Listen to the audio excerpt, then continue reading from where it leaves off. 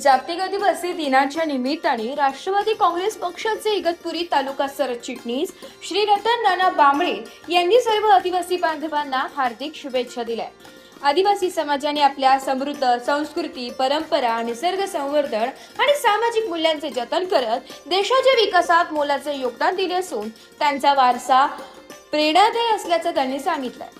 यावेळी बोलताना रतन बांबळे यांनी आदिवासी समाजाच्या शैक्षणिक, सामाजिक आणि आर्थिक प्रगतीसाठी शासनाच्या विविध योजनांचा लाभ प्रत्येक गरजू कुटुंबांपर्यंत पोहोचला पाहिजे असे मत व्यक्त केले आहे। तसेच आदिवासी समाजाची ओळख, संस्कृती आणि परंपरा जपणे ही प्रत्येकाची सामूहिक जबाबदारी असल्याचंही त्यांनी नमूद केलंय। जागतिक आदिवासी दिन हा आदिवासी समाजाच्या अस्मिता, परंपरा आणि योगदानाचा गौरव करणारा दिवस आहे।